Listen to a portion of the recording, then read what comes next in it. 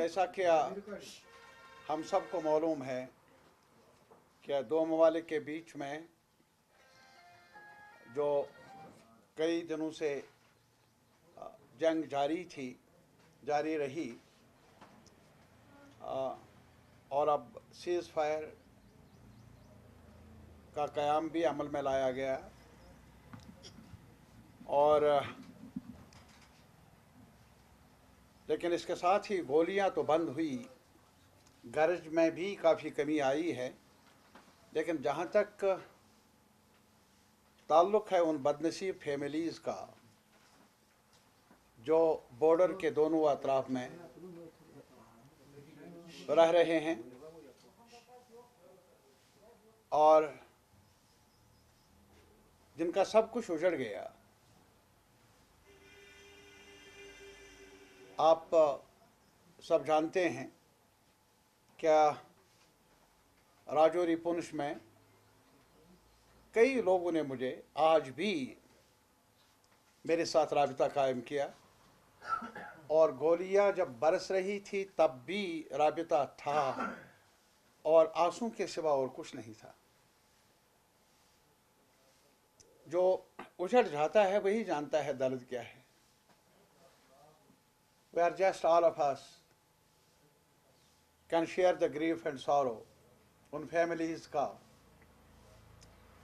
जिनके अपने करीबी बिछड़ गए, कुछ लोग मर गए गोला बारूद से और कई बड़ी तादाद में मकान जो भी रहने का साजो सामान था बिखर भी गया और तबाह भी हो गए। खेत का सवाल,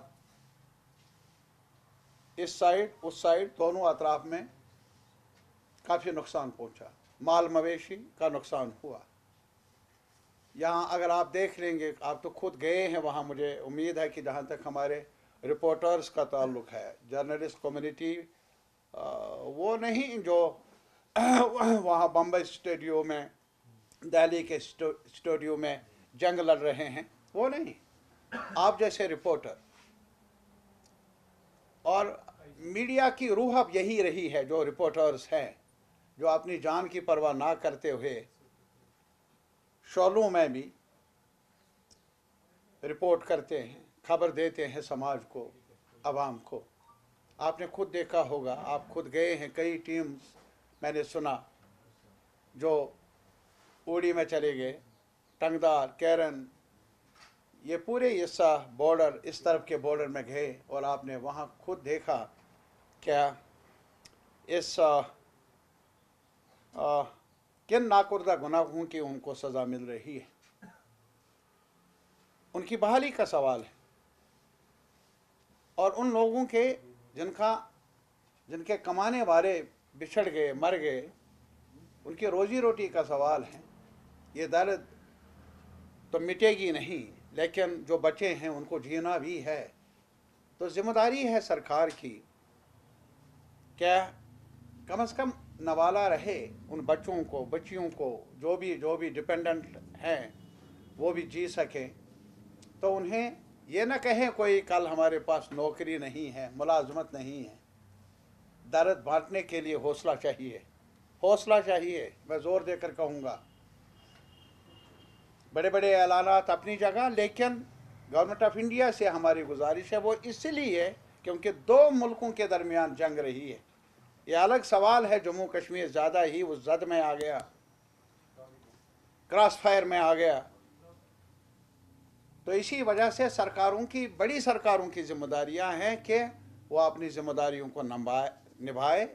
जो भी सितमज़दा हैं, जो भी मुतासिरीन हैं, उनकी बहाली का इंतज़ाम हो और जिनका कमाने वाले मर गए उन घरों में कुछ रोज़गार की सबील भी पैदा हो। हमारा ये मानना है क्या, बल्कि जो हमने तालीम पढ़ी है आज तक, जो समझा है, सीखा है, peace never comes, please note it down, peace never comes through the barrel of the gun. आया नहीं, गोलियों के गन गैरेज जरिया बने अमन का वो होगा नहीं। हिस्ट्री ने आज तक यही कहा है। Peace comes through peaceful means. Peace is prosperity, और पीस का अमल हो तो प्रॉस्पेरिटी साथ साथ रहे, तब जाकर बामानी पीस है। वो बारूद से वो प्रॉस्पेरिटी कभी मिली नहीं है हमारे आवाम को। और इस वजह से आज कुछ जिक्र भी है, कुछ लोग कहते हैं क्या अमेरिकन प्रेसिडेंट ने क्या कहा, वो पीस का अपने आप को जामिन समझता है। लेकिन हमारी नज़र में, मैं आज इस सवाल पर बहस नहीं कर लूँगा, लेकिन इतना ज़रूर कहूँगा अपने आवाम को बाखबर करने के लिए जो हमारी राय है, अमेरिकन एम्पायर का रिकॉर्ड क्या रहा है दुनिया के मसाइल के बारे में। अरे साहब, एम्पायर्स का, जो भी एम्पायर आज तक रहे, जो बड़ी ताकतें रही, उनका यही है ना कि कन्फ्लिक्ट्स को अपने स्ट्रैटेजिक मफादात के लिए इस्तेमाल किया जाए। कन्फ्लिक्ट्स को अपने मकासद के लिए इस्तेमाल किया जाए, और अमेरिकन एम्पायर की यही कहानी रही है आज तक। क्या कुछ मिडल ईस्ट में आज भी हो रहा है। मैं पूरे मिडल ईस्ट की बात करता हूं। क्या कुछ आज भी फलस्तीन में हो रहा है। अरे साहब, सांसें भी रोकी गई है वहां, सांसों पर भी लगाम लगाई गई है वहां, आंसुओं पर भी कदगन है। ये आज की बात है, आज का चैप्टर है हमारी बदनसीब हिस्ट्री का वर्ल्ड वाइड। और अभी यूक्रेन में अमन के अलमबरदार हैं, लेकिन जो माइन्स का डील होना चाहिए पहले, कारोबारी हैं, इसको समझने की जरूरत। बहरहाल आज नहीं, आज सिर्फ इतना ही मुतालबा मैं कर लूँगा।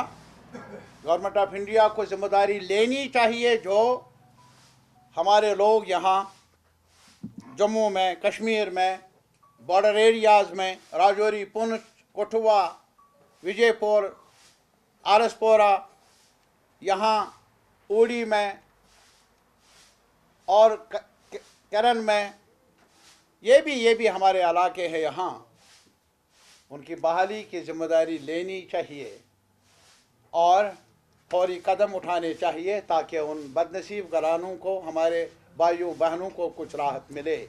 ये हमारी अपील है, ये हमारी गुजारिश है गवर्नमेंट ऑफ इंडिया से, government of Jammu and Kashmir से।